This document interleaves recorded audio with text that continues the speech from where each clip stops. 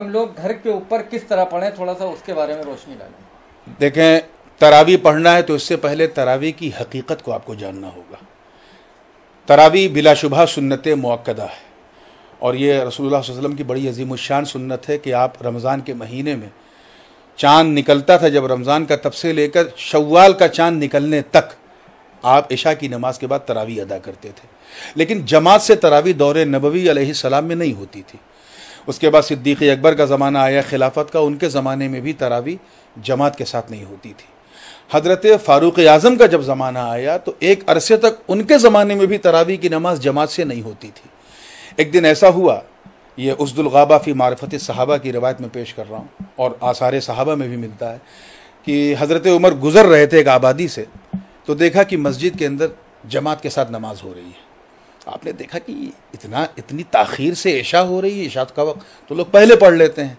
तो जब मुसल्ले से लोग फारिग हुए तो हज़रत उमर ने पूछा कि भाई कौन सी नमाज़ पढ़ रहे थे, क्या था? कहा हुज़ूर हम लोग तरावी जमात से पढ़ रहे थे।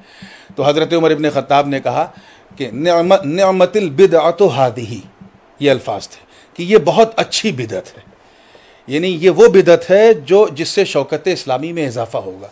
बस उसी दिन से तरावी की नमाज जमात के साथ उस पर इजमा हो गया उम्मत का। तो अब मस्जिद में हम इसलिए जाते हैं क्योंकि वहाँ जमात का एहतमाम है और जमात से नमाज पढ़ने का सवाब ज़्यादा है। लेकिन लॉकडाउन की सूरत में जहाँ हम मुक़य्यद हैं, महसूर हैं, मजबूर हैं, वहाँ हम घर में तरावी पढ़ें।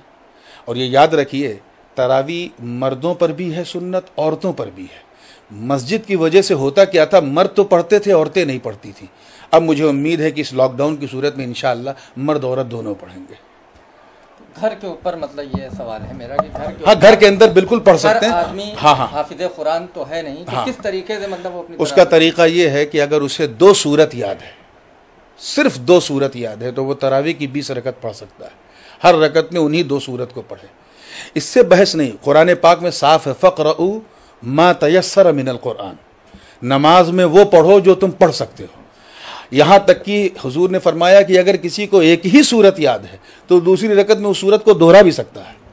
जैसे किसी को सिर्फ कुल वल्लाह ही याद है तो कर सकता है।